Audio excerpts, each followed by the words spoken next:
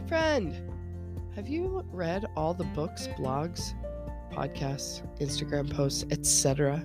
You think you know how to be a good mom, but you feel like you're hopelessly flawed and can't do all those things? Do you feel like you're drowning in motherhood and at best you can tread water sometimes, but you're just not getting anywhere? You're still stuck in all the same ruts. Your kids are out of control, your house is a mess, and you can't find any motivation to change any of it? You just feel terrible all the time, stressed out, burned out, and over it? Well, I have great news for you. You have come to the right place. I've got you. I'm Emily Wardrop from Drop the Word Life Coaching. I'm an advanced certified life coach, and I want to let you in on one little simple secret that can change everything for you. You want to know how to be a good mom? I'm going to tell you the secret. Are you still listening?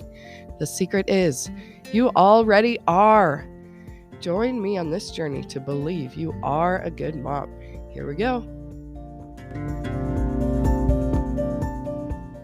Right. Welcome back to Believe You Are a Good Mom with Emily Wardrop. That's me. And we have a fun guest today who you can't see smiling because we're only going to do audio, but she is so cute. Okay. So Alyssa Michaela is what she's called on Instagram, and Jaco is her last name. And I will let her introduce herself instead of me going on and on all awkwardly like I usually do. So we'll just jump to Alyssa. Tell us. Okay. Well, I'm Alyssa Michaela Jaco. I am a hairstylist and a life coach, and I've kind of a health and life coach, and I've kind of started doing both. I focus on hair health and then also like body health and helping my clients with their lives. So yeah, and I currently live in Dallas, but I visit Utah every 2 months. To do hair. To do hair. Because their clients need her that much. Apparently. Not 4 million hairstylists in Utah. Has to be Alyssa. Yeah, I guess. Awesome. Okay, so hair health, that's very interesting. But what we want to talk about is the life coaching side. So Totally.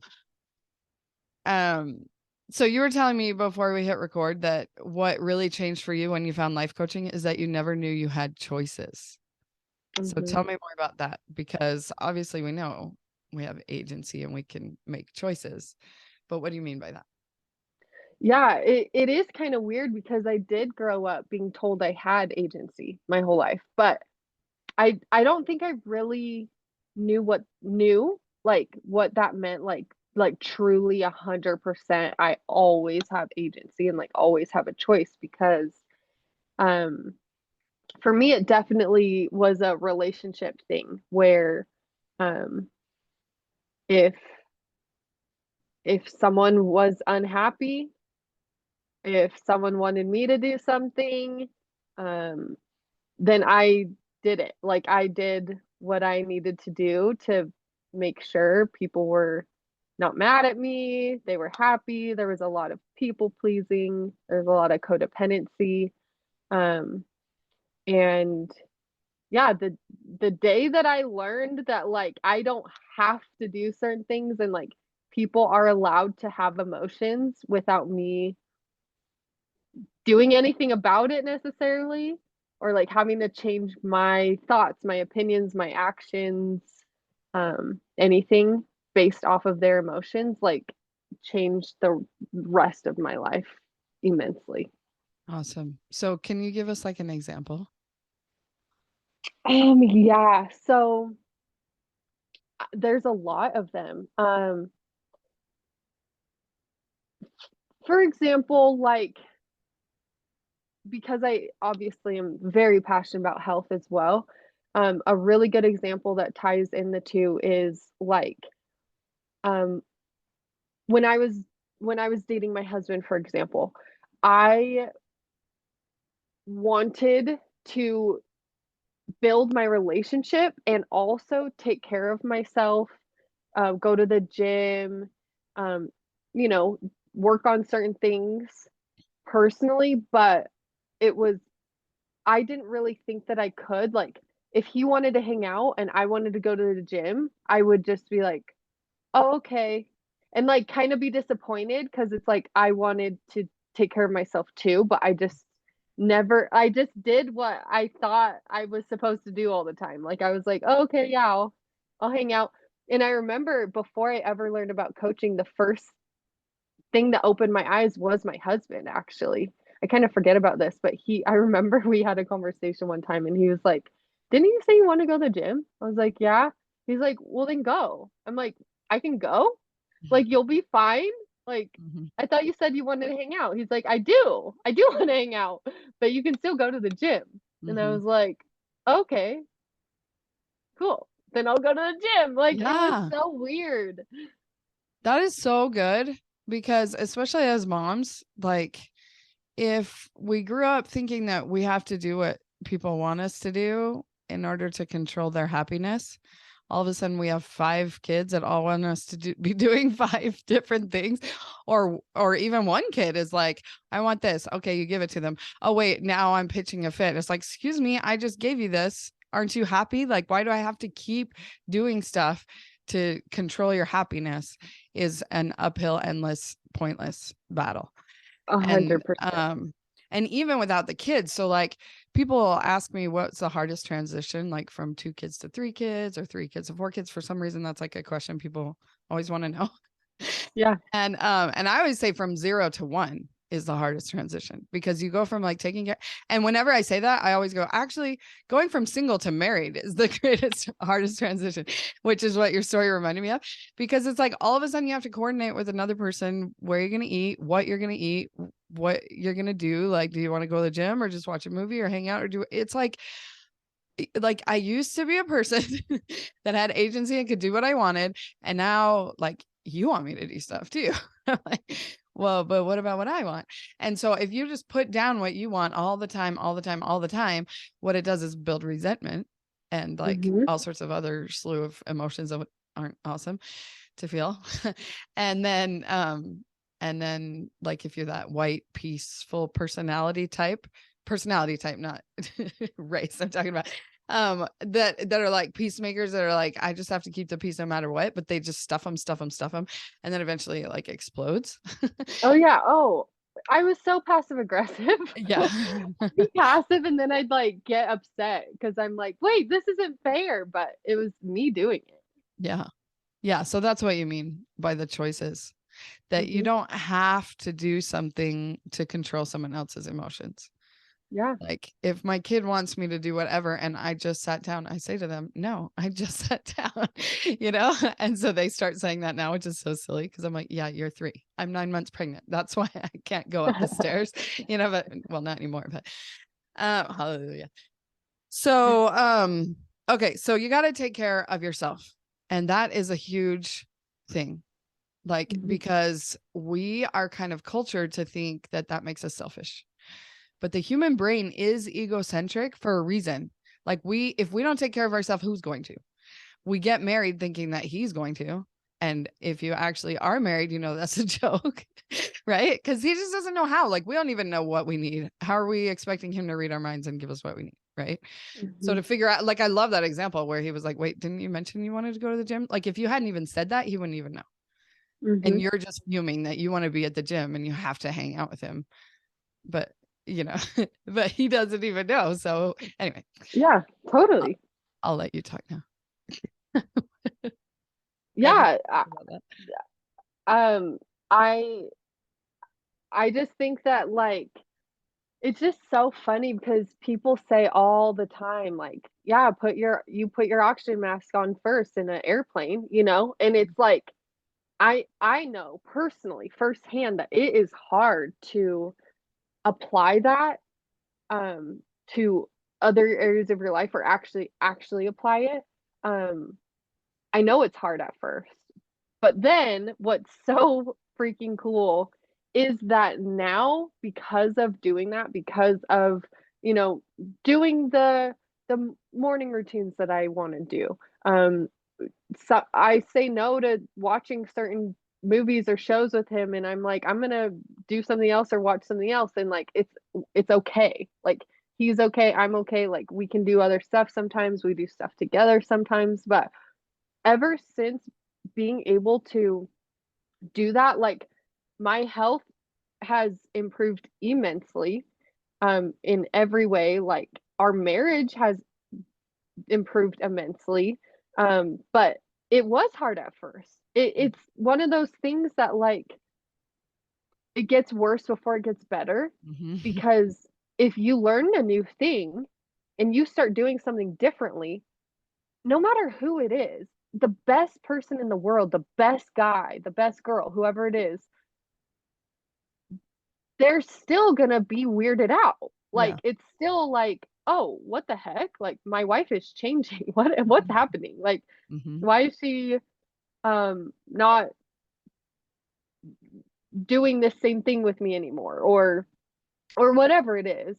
Um it's going to be weird at first. It takes a minute. Like there were some definite bumps, but then eventually it's like that's the new norm. They're used to it, you're used to it, you're happier, and then they become a lot happier too because they're with someone who's healthy, happy, confident. Like duh, like it Yeah. just they definitely it's harder before it's easier in my Yeah. case at least. Yeah. Yeah. And that makes sense because like like Jody Moore says, we're both in like her coaching program. So she Yeah. always talks about it, it's like a dance, you know? So if we're both doing the tango, which is sort of our homeostasis, whatever, all of a sudden I realize like I don't even like doing the tango. Why are we doing the tango? This is the worst. Like I'd rather do a waltz, and I start waltzing like the dude there that was tangoing, all of a sudden he's like, wait, where do you go? You're like following different steps, like you're going to a different rhythm, all the things, you know? And so of course it's going to feel weird. Mhm. And then the human brain likes to catastrophize. And so he's like, oh no, she's doing something weird. She's like, she's off on some other trajectory and leaving me behind. And, you know, so even if we didn't like the tango, like he probably didn't actually like the tango either, but all of a sudden it's different. And so he panics. And Mhm. it's funny because my husband the other day, out of nowhere, he's like, why are you so like not as grumpy today? I love this non-grumpy you. And I'm like, you want the grumpy to come back? I'm like, and so I like, you know, process the urge to say that and just kind of listen. And it's just funny because there's some things we work on and work on and work on and work on. And like, and no one around us even knows that we're working on it. And we're like, what's the point? I'm getting no credit here for changing. Everybody keeps accusing me of being whatever that I'm trying to not be and da da da, da whatever. And then sometimes like something just switches and Mhm. it's like, and they do notice. But then again, that's back to like the people pleasing, like I'm doing it so that he's happy that I'm not grumpy. And that literally like makes me grumpy again because I'm like, I'm not doing it for you, dude. I'm like not trying to like, anyway, that's my own coaching session for another time. But it's like, what I just think is so fun is it's like,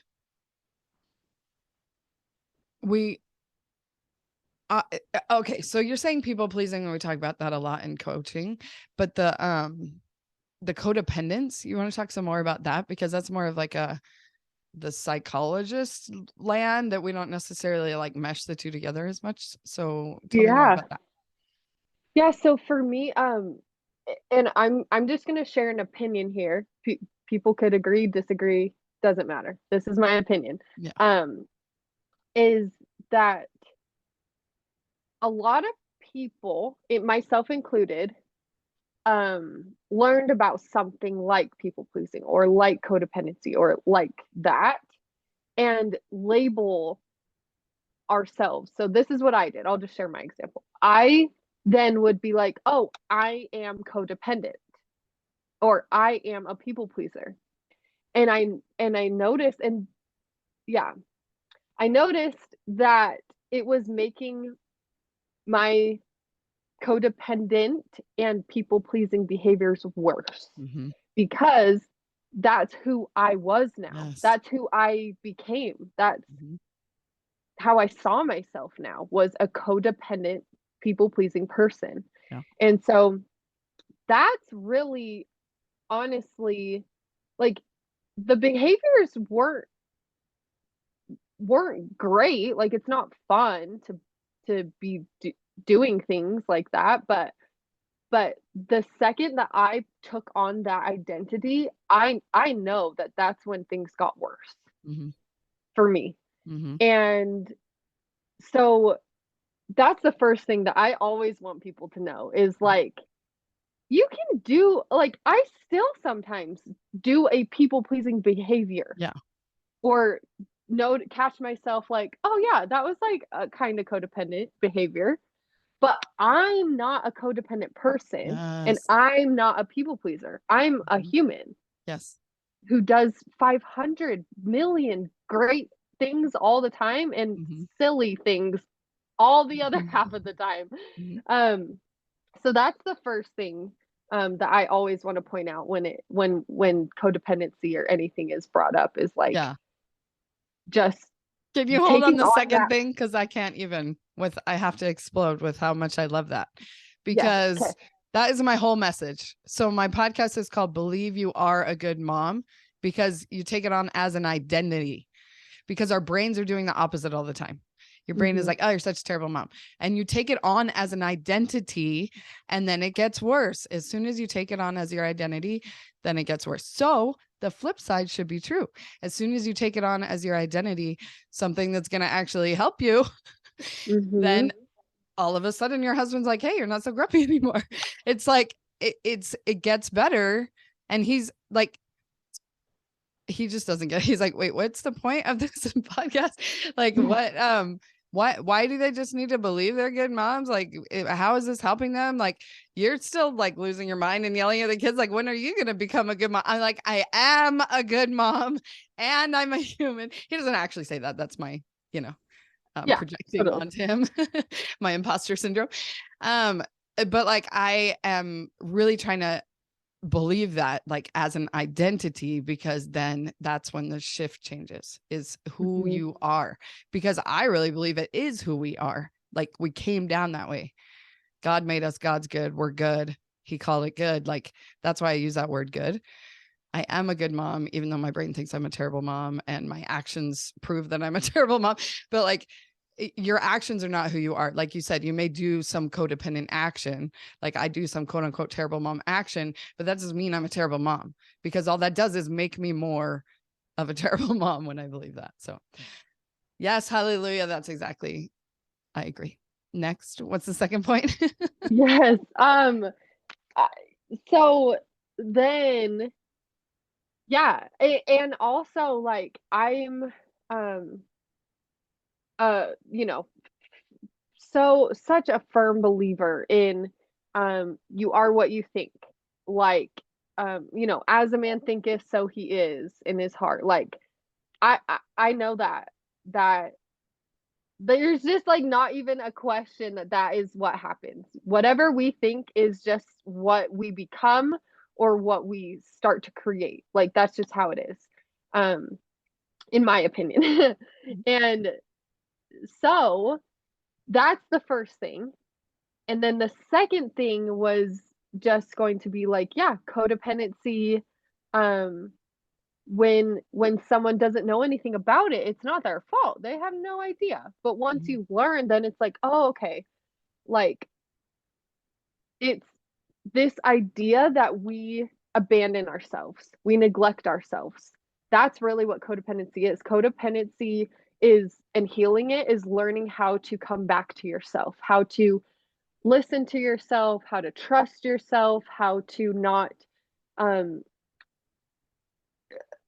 how to be able to make a decision without other people's um, approval first every time. Like, um, it affects your, a lot of people with codependency behaviors, they don't take care of themselves super well, because again, they abandon themselves emotionally. They're abandoning themselves. It's like, it's just survival. Yeah. From, it's just learned behaviors from childhood, or from TV, from society, from certain situations. This is just a very brief overview. Yeah. But yeah, it's cool because once you start to heal it, your finances improve Mm-hmm. because you're more with yourself, you're more able to handle and deal with emotions. Your relationships improve, your health improves, and the same with the stopping people pleasing. Um, yeah, I don't know. Yeah. That's So it sounds that's like what I got. yeah, that's awesome. So codependence is kind of healing from that is what they call differentiation, I think. Are they kind of um opposites or whatever? So when you start to come to yourself, like it gets scary, even if you're the one that's changing from the tango to the waltz, you're catastrophizing too. You're like, oh, I I don't know if I can like take care of myself because then my husband will be mad at me. And then and then you have that pull to try to control his emotions, right? Or I don't know if I can like sit down and eat my dinner because all my kids have like 9 million requests that they need me to do and I have to make them happy. It's like it's just in subtle ways everywhere. And so Hmm. I feel like codependence is kind of like basically just trying to control other people's emotions. And when you realize like your emotions are important too and yourself, and that's what differentiation is like if you can be a whole self and let your husband be a whole self, then together you can be 200% instead of like I'm 50%, he's 50%, together we're a whole. It's like who wants to be 100% when you can be 200%? It's like or like and it just is scary because it feels like when we talk about ourself that we're going to be left by ourself and that we're off doing the waltz by ourselves. But it really like I like how you describe how it gets worse before it gets better because it feels awkward. It's different. But being the example of like taking care of your health or whatever, instead of like, hey, buddy, let's go to the gym together. And he doesn't want to, then it's like, you're just, again, he's going to go to make you happy. And then you're not happy because, he's resentful that he doesn't really want to be there and all the things. But if everybody's taking care of themselves, then we're all whole people. And it just feels countercultural because we're taught so much like we need to serve and forget yourself. And it's like if we really study these concepts, like where did we get that? Oh, there's that one scripture that says it. Well, what does that scripture actually mean? you know, like we've just been interpreting things the same way forever, and to question it and figure out like what actually even makes sense instead of like feels like we're trying to put a square peg in a round hole. Where it's Hmm. like they said it's supposed to be like this. I have to do it like this, but it just isn't working because it's not who we are. And Yeah. yeah. Anyway, so we could go on and on about all these things forever. So any last wisdom you want to impart? Well, I guess just with everything that you were just saying, like it's it's just so cool because ever since really coming to myself, loving myself, growing that connection with myself, not abandoning myself anymore, learning to take care of myself, learning the agency, learning um, to to be okay, I guess no matter what, essentially, no matter what the circumstance is. It's so cool because now I do serve more. Mm-hmm. Like you think that it's selfish, but it's really the opposite in my opinion. I have more of the energy to serve. I'm When I serve, I'm happier. Like there's a better energy about me, and I know other people, feel that just like I feel when other people are like resentful, like Serving out of you feel, obligation or yeah, yeah. yeah, it's different. Like there's like Mhm. this more of a pure love, and not to say that I'm perfect, but definitely majority of the time if I say yes, everyone now knows that Yeah. I actually mean yes. Yes. Like it Mhm. means that I'm ready, willing, able, happy to do what it is that I'm saying yes to. Yeah. And that's just I even had a friend one time recently say like, what's been so cool? It's so refreshing. You're like the only person that tells me like, oh, like I'm not really wanting to come tonight. Like, I'm just gonna chill at home. And she's like, no one says that they don't want to come. They just say like, make up some oh, I excuse or something. can't because Yeah. of this and this and this. And she's like, you just tell me you don't want to come tonight. And then she's like, it's so awesome because then I'm like, oh, cool. Like now I know when you come, like you really want to come Yeah. to hang out or whatever. I'm like, yeah, it's just, I don't know. I just feel like it's awesome to just listen to yourself, be truthful with yourself, be open and honest with other people.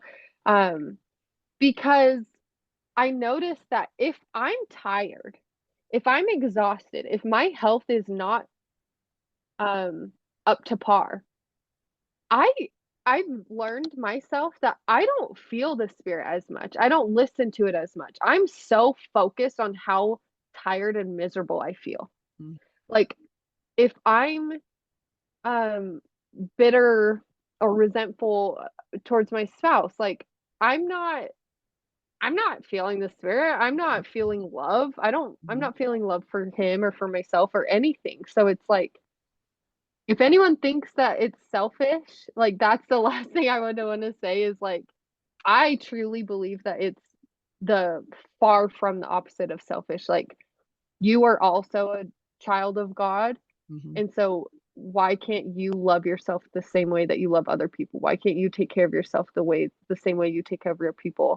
And like, how could that be selfish?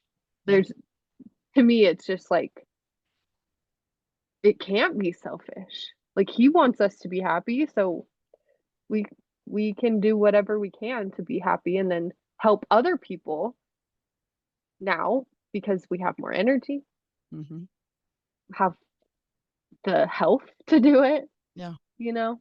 Yeah. And the So, motivating emotions, the emotions that are driving the actions are a lot more motivating.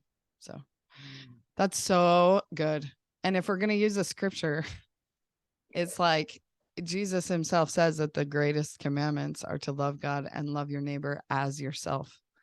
And so why is it that the self-talk that we have is not anywhere close to as loving as the outward talk that we say about people or to people or whatever? Like that's part of the commandment. And mhm. so yeah, it's awesome. Tell people where they can find you to learn from more. So currently, I have two Instagrams. I am considering having one, Mhm. but they both lead to similar things. So my more people pleasing and coaching focused Instagram is it's Alyssa Michaela, and the Michaela is spelled different. It's Michaela, so it's kind of like Michael with an A. And then my hair one, which is focused on hair health, is hair wait, I forgot just now. We'll put it in the show notes so we have it straight. You don't have to get it off the That top of is your head. so funny. No, it's hair by Alyssa Michaela. Nice. And so anyone who's more into like the health and trying to grow their hair usually reaches me that way, but either way, Specifically I'm blondes, right? there. Specifically blondes. Yep. Yeah. Awesome. Well, that is awesome. So I'm not blonde, but it's blonde under my purple. So and it is not taken care of. So hair health, that's um was tempting to make the whole podcast episode about that. So okay. But I'll talk to you about that offline. All right. Well, thanks so much for being here. And we'll talk to everybody later. Bye. Okay. Thanks for having me. Hey, friend, thanks for listening. If you want to learn more about how you can believe that you are a good mom, head over to dropthewordlifecoach.com/believe, and you get access to my free pre-recorded masterclass that will teach you all about the hands-on, exactly how to believe that you are a good mom. Start believing right now. Feel the peace, my friend. We got this. You got this. See you there.